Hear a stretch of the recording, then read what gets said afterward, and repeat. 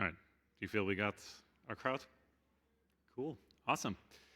All right. Well, thank you everyone for coming to the session where I'm going to talk about plan shapes and plan IDs. My name is Lucas. I'm the founder and CEO of pganalyze. At pganalyze, we basically monitor Postgres, help people optimize their queries, all the fun stuff. And so what I'm talking about today is basically something that we're currently working on in core Postgres, as well as an extension to help everybody here improve their query plans and the queries by getting more data about plan statistics, basically. So the idea is, we'll talk about 4 things today. We'll have 25 minutes. We'll talk about why do we need what's called a plan ID. That's not a new concept I invented. That existed for a while. But I'll try to explain to you what the purpose of a plan ID is in my sense. We'll talk about the status quo of tracking aggregate plan statistics. Then we'll talk about why this might be better in core Postgres versus in an extension. And then at the end, I'll introduce a new extension that we published today, which basically rekindles an old idea for pgstat plans, which I'll get back to all the history in a little bit. So let's start by saying a little bit, why do we need plan IDs? Like, what's the purpose? So we know query ID in Postgres, right? We have pgstat statements. The query ID basically says, we have different query structures. Like the query, is not just using a different value, but it's really written differently. And so that's the different query ID. Now, plan ID, on the other hand, that's basically a different plan shape. These are my words, but I think this matches roughly what the community has done in the past around plan IDs is when the output changes, specifically the output of explain with costs being turned off, that usually is what I would call a change in a plan shape, right? So simple example here, we have a sequential scan in one case, a bitmap heap scan on the other case. This is the same query, just the difference. In one case, I did enable sec scan off. This was a small table, right? I preferred the sequential scan because the table was small, but it's perfectly valid to do an index scan for that exact same query. And so the reason we care about costs being off is because there is a lot of fragility in some of these costing changes, especially when it comes to selectivity for different input values. And so when I think of a plan shape, I basically ignore the costs. And for what it's worth, even though we have sample text here, I would also ignore the actual values being searched for. I would basically say what's the type of the structure of that condition. Now, the idea and the big benefit of plan IDs is that it lets us track plan usage changes over time. So this is actually a screenshot of something we built based on some community extensions and AWS having an extension for this already, where we can basically track plan statistics. And so we can say a particular plan is slower or faster, or sometimes this plan gets used, sometimes the other plan gets used. I think the reason that we, as a community, should probably care about this is that people like our query planner, but also sometimes they don't like our query planner. And part of this is just, I searched for Postgres plan regressions and tried to find some good comments on the internet. And this was somebody saying, they're a huge fan of Postgres, but they basically had a bad experience with Postgres and they felt it was user error, right? It was their fault, but they still, had a pretty bad experience. And what happened is a query plan changed. They had a frequently run query on a large table without warning the change, right? Like suddenly the plan changed. And so it went from milliseconds to multi-second query. And so they were basically saying query plan is good, but it's very opaque, right? Now I would argue the query planner is actually super transparent and really logical if you look at it. Like when I look at the planner source, I get it, right? Like it's not actually that complicated. But I think the sense of, opaqueness comes from people not understanding when those changes happen. Because all they're looking at is, query text, basically. They're not looking at plans. So we kind of like to track these plans over time and get a sense for, what gets executed when. Now, this is not a new idea. In fact, Peter Geoghegan, who then later contributed to pgstat statements in its, one of its early iterations, back when he was a second quadrant, I want to say was that 13 years ago, back in 2012, he created pgstat plans or worked with other people on pgstat plans. That was the original pgstat plans. Unfortunately, that pgstat plans is not maintained anymore. It's not usable for various reasons. Don't use that in production. It's actually now marked as unmaintained as of 4 years ago. There are other alternatives that are more recent, but they do have high overhead. So the one that I've seen come up most commonly is pgstore plans. And I think pgstore plan actually is great because pgstore plans does what we want it to do. And I'll show you some examples later. But basically, the problem is that it has extremely high overhead. Like it adds about a 20 to 25% overhead to even very simple workloads. And this is not necessarily pgStorePlan's fault. Like, I think there were reasons for those choices, but it means that I wouldn't use it on production personally. And if you're familiar with some of these Postgres internals, part of the reason why it has that problem is it basically calls explain print plan, and then it does a hash on the printed version of the text output of the plan. And that's actually pretty expensive if you do it for every single query execution, right? Because it's trying to say, how do we group the plans? It's trying to calculate a plan ID, and because each time it calculates it, it does a full explain.c basically walk. That's expensive. Now, there's other extensions. Percona, for example, publishes pgstat monitor, has the same problem, a little bit more hidden since pgstat monitor does a whole lot of things. But if you enable the plan tracking in pgstat monitor, that basically has the same issue where it will calculate the explain text using explain print plan, and then it will hash that text for every execution. So again, don't use that in production, at least in my personal assessment. It doesn't seem like the right trade-off. Now, AWS actually did something interesting here in 2024, where AWS launched on Aurora only Aurora Plan Stats, or Aurora Stat Plans. I got the name wrong there. But basically, Aurora Stat Plans does what we want it to do, which is it's fast enough to be enabled on production, and it calculates a plan ID, and we can get some statistics. Microsoft also has something for Azure in Query Store for Azure Postgres. Works a little bit differently, but they also have a problem with calculating plan IDs that they need to solve to do the Query Store logic for plans. But really, the reason why I'm here and why I want to talk to you all about this is because I'm asking myself the question, can Postgres do better here, right? Like, what can we do that people don't have to keep reinventing this and, you know, making odd trade-offs, basically? And so, to me, you know, I want to say around New Year's, sometimes I have time for, you know, Postgres hacking myself, and so around New Year's I was like, can I improve on this? You know, and I was talking with Sami, who worked on some of the AWS stuff, and who contributed some patches in that context previously. And so I was like, well, you know, if Sami can make this work in AWS, and he proposed some ideas in the mailing list previously, couldn't we do this better, right? Like, couldn't we publish something here? And so, generally, I think the way to look at this is, right, plan ID calculation must be fast, right? Like, it needs to happen basically with every planning cycle. Because what we're trying to say is, you know, we want to get a full picture of all the plans being used. This means this is a really bad idea, right? Like, don't do explain print plan and don't hash a big text, because that's just too slow, right? Like, if we do this for every planning cycle, it's not going to work. And so, generally, I think in terms of, you know, what's our search space for this problem is we need to do some sort of tree walk, like set statements does for query IDs, or Cord now does for query IDs. And we need to jumble, aka hash, whatever we find that we find significant, right? Now, I've done a bunch of exploration around this. A colleague of mine, Marco, has also done some explorations here. Basically, this gets really messy if you do it out of core. It works out of core.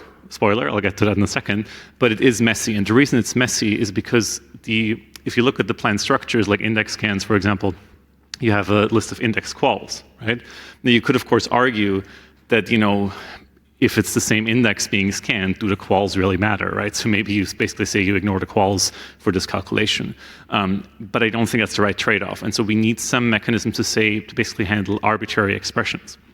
Because Postgres comments are sometimes quite funny, and very usefully, this list of index quals is usually an upper expression. Now, it doesn't tell us what else it can be. It could be anything. And so basically, we need to have the ability to hash basically arbitrary query expression nodes, right? And this, unfortunately, did not make it into 18, so we have to do some work out of core to do that. Now, also, the other thing that I find important, and if you've worked in these parts of Postgres before, which you might have seen, is these little annotations where it does like pg node etcher on those structs, like in plan nodes or parse nodes.h. So these annotations are actually really useful. Like, they were introduced in part to help maintain the copy funcs, read funcs, and jumble funcs logic more easily. And they really make it easier to maintain, so when somebody makes a change to Postgres, they don't accidentally forget to update some, you know, condition for some odd nodes that, you know, they happen to work with. And so this way, you know, you basically say, for example, we have a memoize node, and we can say, well, for the memoize node, you know, the estimated number of entries don't actually matter for the, you know, the plan ID calculation. Or we have an aggregate, same thing, right? Like, the exact number of estimated number of groups doesn't really, you know, matter that much. And so I think this is what we'd want, right? This is maintainable. Anything that we do out of tree, out of core, is much harder to maintain, and I think also explains why, for example, pgStorePlans or pgstat monitor did not opt to do that, because they basically have to have a full list of all the plan nodes. And so I ended up saying, well, let's try to do better. And so this query page here, which I think I linked somewhere on this. I'll post the slides later, and you can find this if you search for Plan IDs in the Postgres wiki. But basically, I think we as a community can probably reach rough consensus on what is significant for Plan IDs. Because I actually think, and I'll be proven wrong on this, but I don't think that there's that much uncertainty around what a unique plan should be, as long as we're talking about the explain costs off type plans, right? Lots of details to this, but I want to have that conversation. There's a wiki page. Come look at that wiki page. But basically, I tried to say for this plan node, as of Postgres 18, what do I think should be significant and not, based on what logic? For example, costing selectivity information should be ignored, right? So I think if we can reach a version of consensus, then we could do this in core, right? Like that's ultimately what I would like to do, is do Plan IDs in core like we do query IDs. And that's mainly a maintenance benefit, because otherwise, whatever we do out of core, we'll have to keep updating. And I think enough people will benefit from Plan IDs that we shouldn't do that, basically. Also, the other nice thing is in core, if we do this planetary calculation in core, we can actually use the planner's existing setrefs tree walk to basically calculate Plan IDs whilst we walk the basically final plan tree. Hard to see here, but there's basically a jumble node call that gets inserted, and that's all you need to do if the Plan IDs are enabled. But this is really all Postgres 19 discussion material, right? Like this is all like, we can do this, and there is a couple of mailing list threads on this, and thank you to everybody who's talking there. But I also want to talk about, for those of you who are maybe interested in what will Postgres 18 bring, what can we do now? There is actually a couple of things that went into 18 that will help us do these kinds of things more easily. So the most important thing, and thank you, Mikhail, for getting this in, is to allow plugins to set plan identifiers in plan statement. So basically, the plan statement struct in Postgres, which I think I have an example here, that one gets generated after each planning cycle. That always, always, in all recent releases, it had a query ID, and as of Postgres 18, this gets a plan ID, right? Now, this plan ID will always be empty unless you have an extension. So it's not like we're doing any in-core calculations right now. But what it lets us do, and what it basically lets anybody, like cloud providers, other community folks, do, is everybody can use this to do their plan ID calculations, store the value in that field, and then reuse it later, right? So you can basically make your things work much better thanks to that single field being added. And that really brings me to a new pgstat plans. How are we on time? Are we good on time? We're good on time. All right, wonderful. We'll have some time for Q&A at the end. So a new pgstat plans is what I pushed up earlier, breaking news, basically trying to do again what Peter Gagan and the team back then in second quarter and tried to do with pgstat plans. The reason I wanted to go for the name pgstat plans is because I think that's the right name, and I think it's okay to claim that name now, since the other one is definitely unmaintained. But I want this to be a community project, right? So I published this under the pganalyze namespace because that's where we host our repos. This is fully open source, but I don't care if we move this under the Postgres contrib folder, if we put this under a dedicated org. I want this to be a community project, right? Now, what pgstat plans 2.0, to clearly differentiate it, does is it basically does all what we talked about in terms of aggregate plan statistics, but it does it very differently than the other approaches. One of the key things how it does it differently is it uses another commit that Mikhail added to Postgres 18, which is introducing pluggable APIs for cumulative statistics. I think there was a talk earlier that talked a little bit about how that works. But the idea is that with this, we can basically build things that behave like Postgres' stats tables that keep adding counters, but we can do that out of core, and we basically have to not reinvent that particular wheel all the time. So what this lets you do is basically, same way pgstat user tables or things like that. Best example, PG that database, anything that has a counter, right? Like it lets you do that kind of calculation, but lets you do it out of core in an extension. Now, let me show you some examples of how this actually works. So we have, what you didn't see here in this particular demo example is I added it to share period libraries. That's needed, right? So I have an extension. I added pgstat plans to share period libraries. And then I also created the extension to be basically able to fetch the data, right? So what I do here is I select all the aggregated plan statistics across my database server. These are grouped by user ID, database ID, top level, and query ID, and plan ID, the same way as stat statements, basically, with addition of the plan ID. And I get the number of calls, like how often that particular plan was called, what was the total execution time, which lets me calculate the average, and then how long, and then the actual plan text. Now, the plan ID is calculated with a tree walk because this particular part was not merged into Postgres 18. This basically right now just copies a bunch of code. I'm really not a fan of extensions doing this. pgHintPlan is another one that has to copy a lot of code out of Postgres, but the reality is that's unfortunately needed when the right APIs are not available in core. And so this works, it is a tree walk, it's fast. Now this plan text, on the other hand, that's maybe interesting to mention, that one is stored in dynamic shared memory, not a file on disk. So this is a substantial difference to what stat statements does, because stat statements uses a query text file. Arbitrary long query text can be stored, that's great. But it's just not very fast. Sometimes it has contention issues. And so what I opted to do here is using basically dynamic shared memory, optionally compressing it. Right now, just with C standard to test it. Compression really makes a difference because if you're storing all those long plan texts in memory, you kind of need to make them smaller if you can. That works pretty well.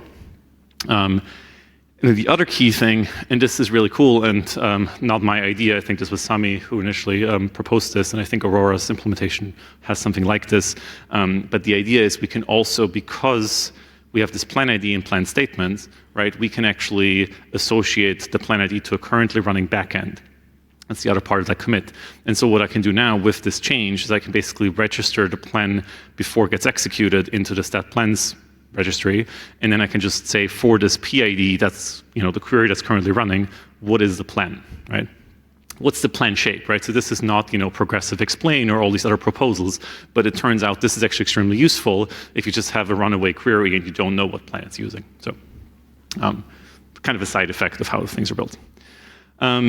And then really the key slide to basically end on, then just two more things, is that this is fast, and it's actually, well, much faster than store plans. So this here, more is better, basically, right? TPS, really simple PG bench, like this is simple select, so this is not the most interesting test case, but you see how store plans is just a lot slower on 17. It's not yet compatible with 18. And then on 18, what I found interesting is if you enable stat statements, that's actually the worst part. And well, really, it's part of the thing is the query ID calculation. But basically, stat statements actually has higher overhead that gets added than if you enable that pgstat plans extension that doesn't use a query text file, doesn't do these things. So obviously, in practice, you would want to add both. It basically gives you a couple of percentage points of overhead. I think you'd need to run more complex benchmarks, but it's nowhere near 10%. Like it's probably around 5% or less. So. This, I would say, is, once it's productionized, it's usable in production. All right, and then next steps for pgstat plans. So I want to keep working on plan text compression. So if you have thoughts on how we should compress query plan text, please talk to me. I'd love to get your input. I think C standard is interesting. It has the whole dictionary logic, which is not being used here, but there's some improvements to be done. That extension is not yet stable.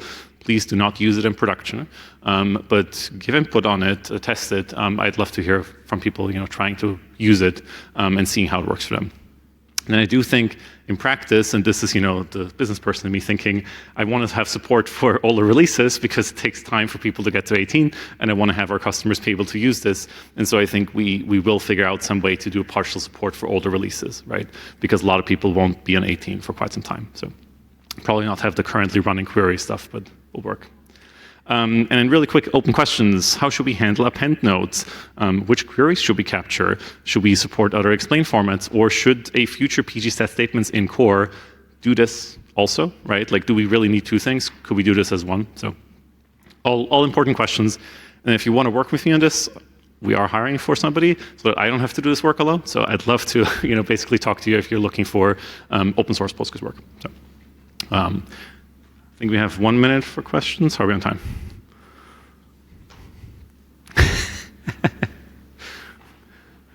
Does it join to pgstat statements or not? Say it one more time. Does it join to pgstat statements? You could, yeah. So let me show you an example really quick. So if we look at this, so if you see the query ID, Yeah, I saw right? that. So you basically join on the query ID. And then what about like distribution or like standard deviation or?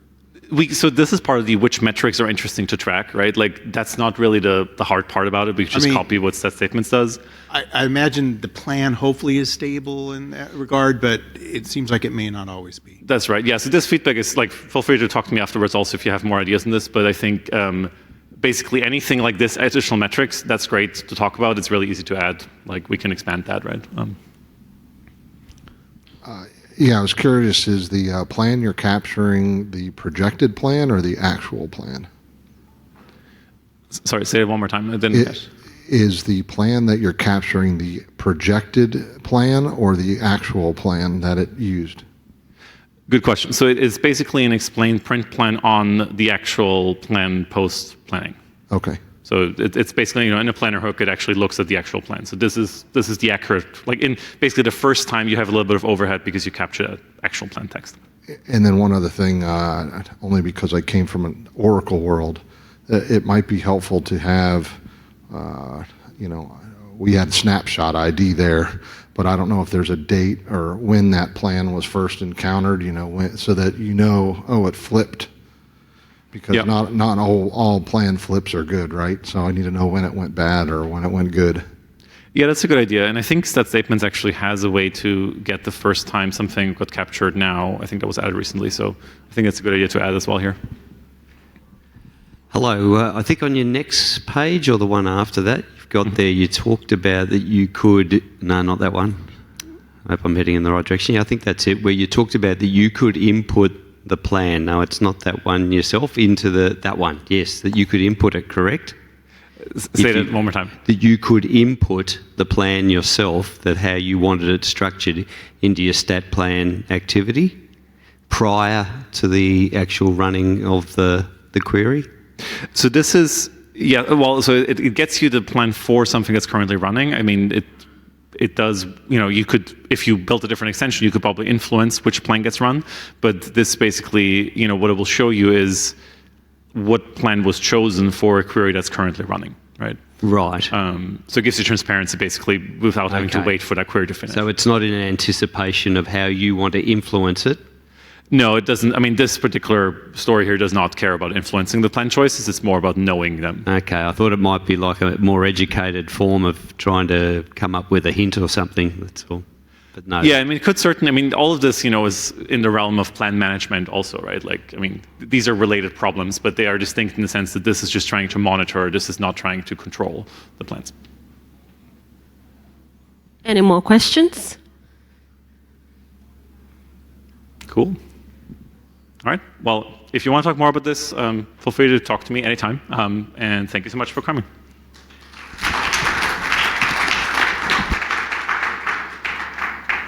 And then just a reminder, if you're